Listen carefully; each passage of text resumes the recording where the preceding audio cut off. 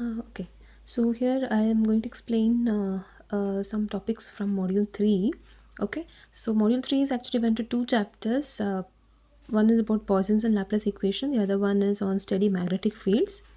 We'll be seeing only the first half chapter of this module 3, that is Poisson's and Laplace equation here.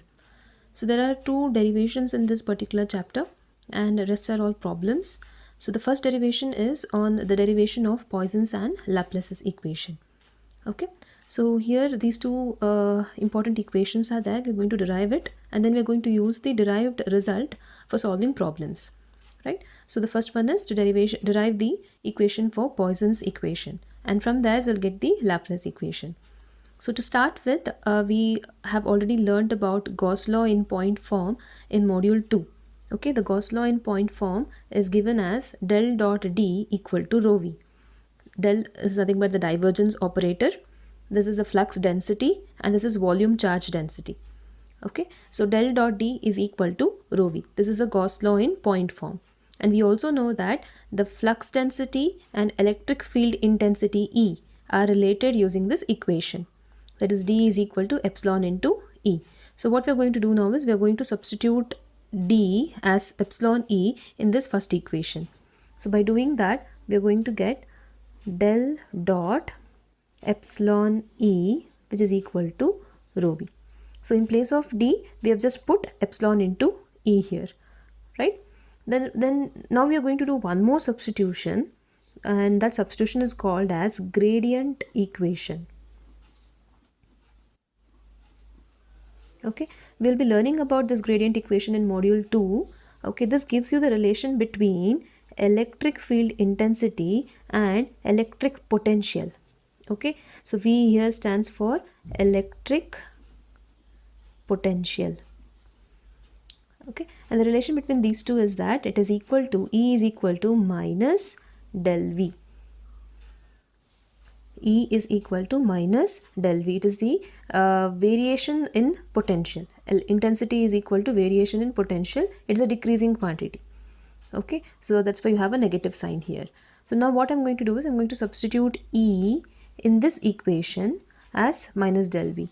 So I will be getting del dot epsilon into, instead of E I'm going to put minus del V here.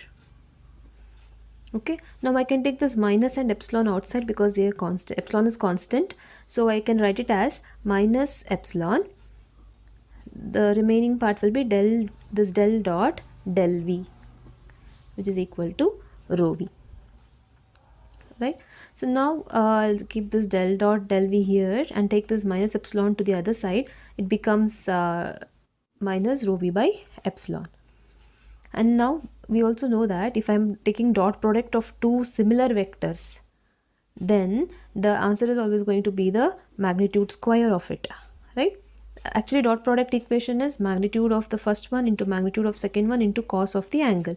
If you have same vectors, then the angle will be 0 degree because they are parallel, right? You will be having the vectors like this. The vectors are on top of each other because they are same vectors. A bar, it's on top of each other. They are same vectors. So the angle is obviously equal to 0. And the answer is going to be magnitude square. Similarly, here you have del dot del. So del dot del will give you del square V. That's equal to minus rho V by epsilon. And this is your Poisson's equation. This is called as Poisson's equation. Okay, so this is the derivation for Poisson's equation. So we started with Gauss law in point form, that is del dot D equal to rho V equation. In this we replaced D by epsilon E, and we again replaced E by minus del V. So two substitutions were there, two replacements were there. And this, then we have just rearranged the terms. We are going to get del dot del here, which is nothing but del square. So this del square V equal to minus rho V by epsilon is the Poisson's equation.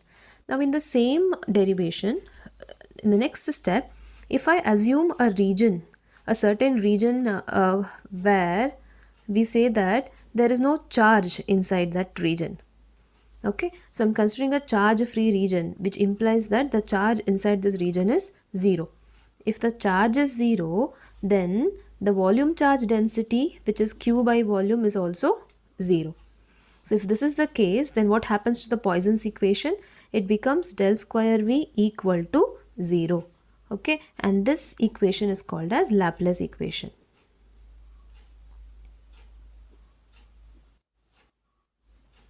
Right? So in the same Poisson's equation, if I assume that there is a region, certain region where there is no charge inside that, then the equation can be simplified to del square V equal to 0. And this del square V equal to 0 is called as the Laplace's equation. It's a special case of your Poisson's equation. Okay, so Laplace equation is special case of Poisson's equation. We can get Laplace from Poisson by making this rho v equal to 0. Okay, the assumption is that the uh, region does not have any charge inside that. Okay, so this is the derivation for Poisson's and Laplace equations. In the next video, I'll be explaining some problems based on this. Okay, you have different coordinate systems, right? Cartesian, cylindrical, and spherical. The del square V equation is different for the three coordinate systems. So based on that, we have to solve some problems for different types of systems. So we'll see that in the next video.